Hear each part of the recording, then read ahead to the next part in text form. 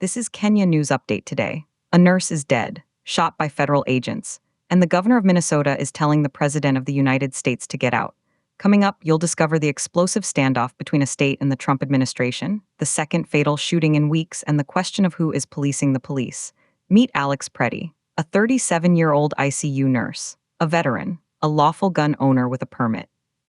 On the morning of January 24, 2026, his life ended during a federal immigration operation in Minneapolis. But here's the twist. He was a white American citizen with no criminal history.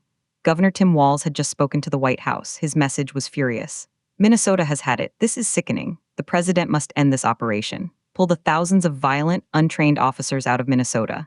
Now, this is a direct challenge to President. And it's not the first time, because earlier this month, another 37-year-old Minneapolis resident was killed, Renee Nicole Good, fatally shot by an ICE agent. That death triggered widespread protests. It accelerated the political backlash. And now, with a second death, the tension has exploded. But here's what the Department of Homeland Security says happened. Secretary Kristi Noem held a press conference. They claimed that at AM, agents were targeting an illegal alien wanted for violent assault. They say an individual approached Border Patrol officers with a 9mm handgun. Federal agents attempted to disarm the suspect. The suspect violently resisted. More details on the armed struggle are forthcoming. They released an image of the gun. But Minneapolis Police Chief Brian O'Hara tells a different story. His department identified the victim, Alex Preddy, a Minneapolis resident. The only interaction with law enforcement? Traffic tickets, no known criminal history. Chief O'Hara says his department is in touch with DHS, but they haven't gotten specific details. The scene drew about 200 protesters. Crowd control measures were deployed. This is the heart of the controversy.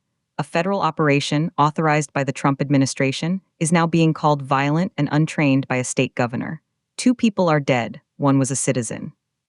The other's status is part of the investigation. The implications are massive. Some say this is necessary enforcement.